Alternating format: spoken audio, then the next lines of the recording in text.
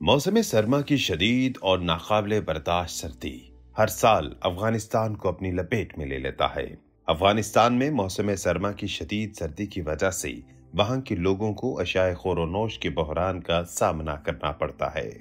गुज़िश्ता बरस आखिरी 15 सालों में से सबसे ज्यादा शदीद मौसम सरमा का एहसास अफगानिस्तान में किया गया, जहां बाज इलाकों में दर्जा हरारत -34 डिग्री सेंटीग्रेड तक रिकॉर्ड किया गया।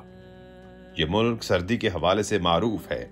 वहां आपकी मुलाकात ऐसे खानदानों से भी होगी जो अभी तक तो जिंदा हैं, लेकिन क्या वो बाद में जिंदा रहेंगे ये मालूम नहीं।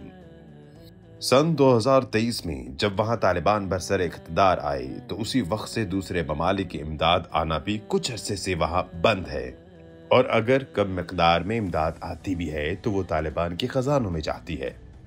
जहां तक बात है सर्दी से बचाव करने वाले हीटर्स की या फिर इन हीटर्स को चलाने की, तो वहां के लोगों के लिए इस किस्म के अखराजात नाकाबिले बर्दाश्त हैं, और इसके अलावा साफ सफाई की सहूलियात भी न होने के बराबर हैं। लिहाजा आने वाले मौसम सरमा में अफगानिस्तान के लोगों को आपकी मदद दरकार है। वहां मौसम सरमा निहायत शदीद है, और अगर आप चाहते हैं तो वहां कम से कम एक घर को सर्दी से बचा सकते हैं।